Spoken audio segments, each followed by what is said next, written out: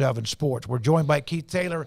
He covers Kentucky. We had John Clay, and of course, we've been discussing Scott Drew, Baylor, Kentucky, and a lot more. Keith, thank you very much. You've been very much on top of things from your perspective as well. Where do you sit right now based on what you're being told? I think it's a waiting game for a decision from Scott, from what I can understand.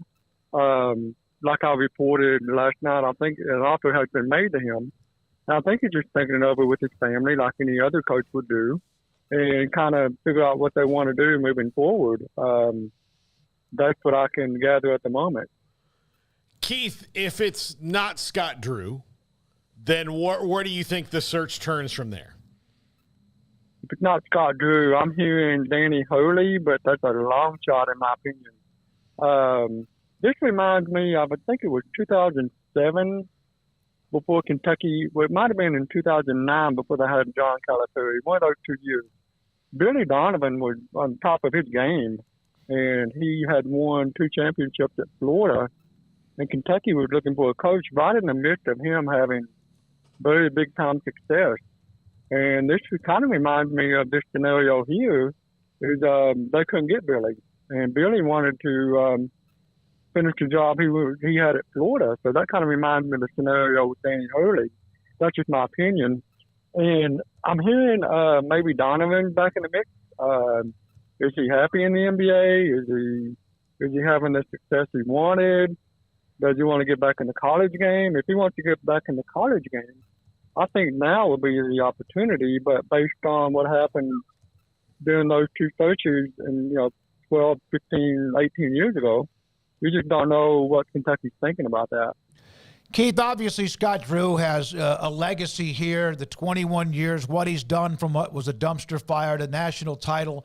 And even though the last 3 years have ended earlier than anyone thought, it's a program that every year could be among the top 10 and a team that has a chance to at least compete for a national title.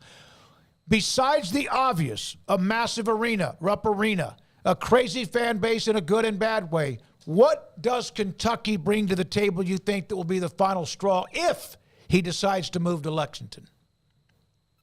I think, in my opinion, Kentucky's tradition. I mean, Kentucky is in the upper echelon. It's a blue blood program. And in my opinion, who would not want to come to Kentucky if given an opportunity? If it's a destination job for him, which is what I've been told, then I think you have to look at it. I mean, Kentucky has a tradition. They have 8 national titles, a program that Coach Rupp built, and it's been sustained. Calipari did a great job in the first 7, 8 years, 9.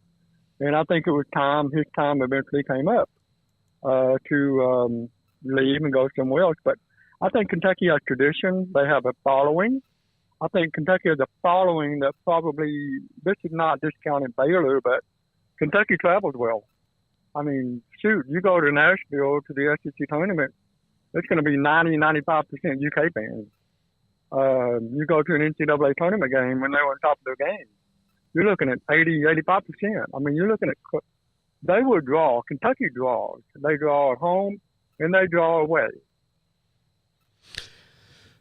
Do you think that John Calipari said this, they needed a fresh voice, that – the way that Coach Drew has kind of morphed through the years over what system he needs to run, if he needs more, one and dones, or if he needs more transfers. Calipari wasn't necessarily doing it. He was kind of sticking to the same plan. They need somebody who's a little bit more flexible. I believe that's what Kentucky fans are yearning for, and I'm glad you brought that up. In the beginning with Calipari, people didn't mind the one and done. It was working. They were getting to the Elite 8, Final Fours, winning championships. But I think over the course of time, even with the transfer portal, the players got to become older. I mean, I've watched several games where Kentucky was basically playing, it was boys against men. So, and I think Kentucky fans are yearning for the 2 and 3 year players development. They want players that are here for more than 12 months or whatever. They want that familiarity.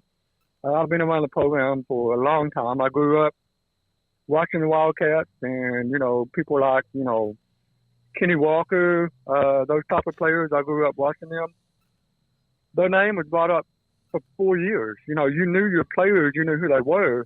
And I think Kentucky yearns for that. I don't think we'll ever get back totally to that.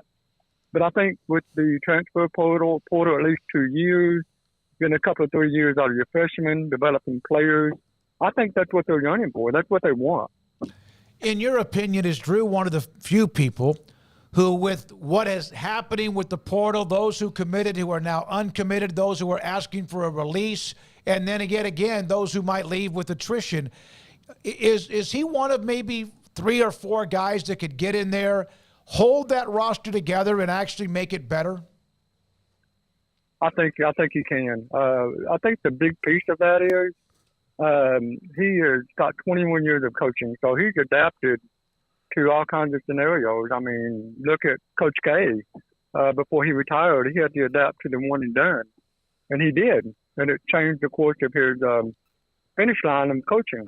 And I think Drew would be able to do that and bridge that gap. I think he understands NIL is a big piece of that. You got NIL, in Kentucky. Kentucky has the resources. I mean, you go back to what you asked me earlier. Practice facilities, the facilities are phenomenal. Renovating Memorial Coliseum, which doesn't have anything to do with the men's program, but it just tells you how much the university is committed to athletics. And I can't speak for Baylor, but I mean, I think the resources here are, second to none, especially in the SEC.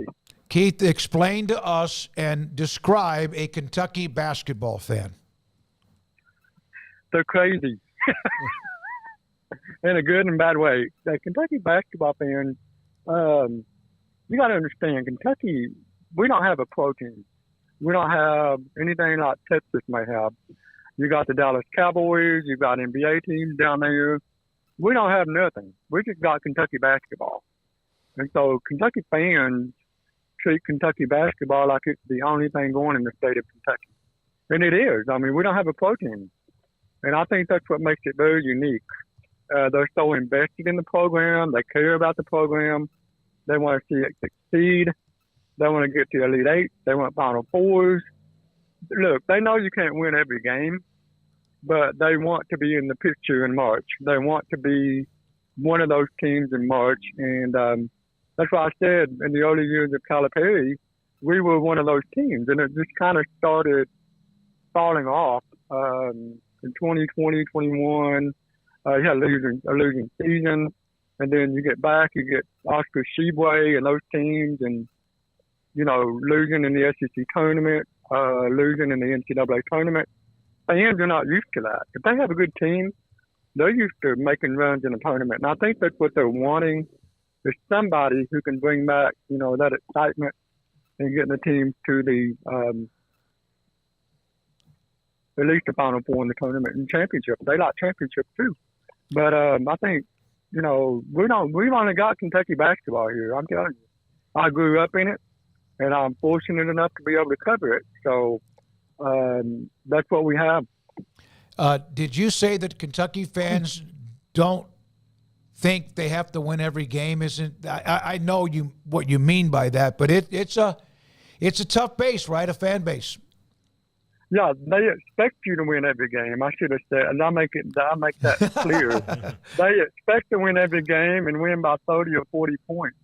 But I think they also realize that you can't do that. I mean, Calipari came within a whimper of doing it with that 2014-15 team. But true. I mean, that's true. I mean, they want to win every game, but I think they understand that you can't. But yeah.